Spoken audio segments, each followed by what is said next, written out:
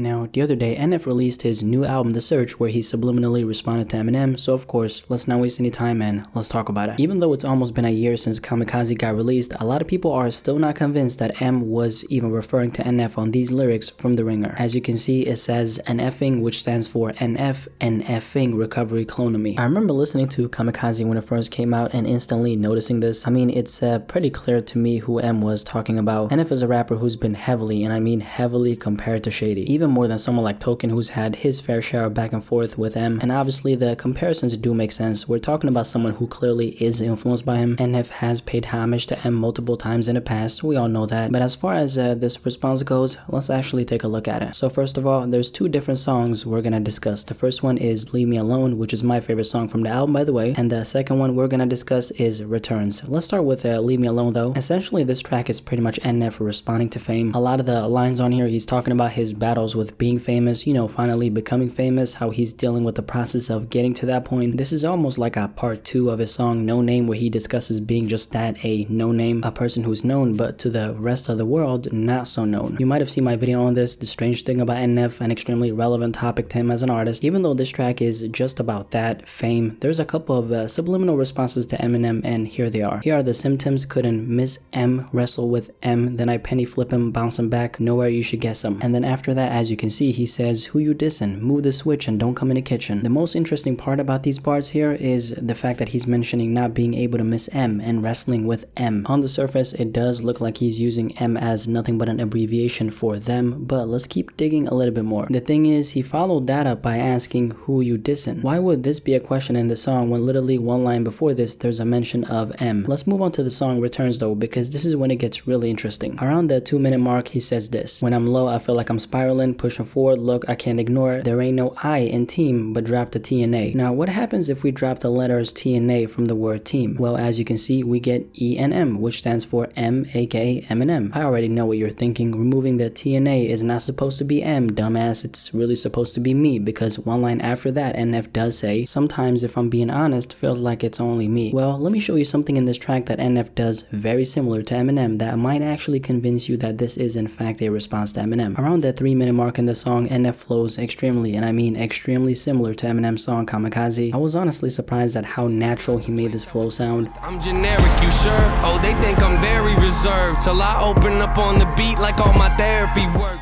In my therapy chair, my dick is the hair length to share. Each nut is the chair with of an acorn sale if we wear me.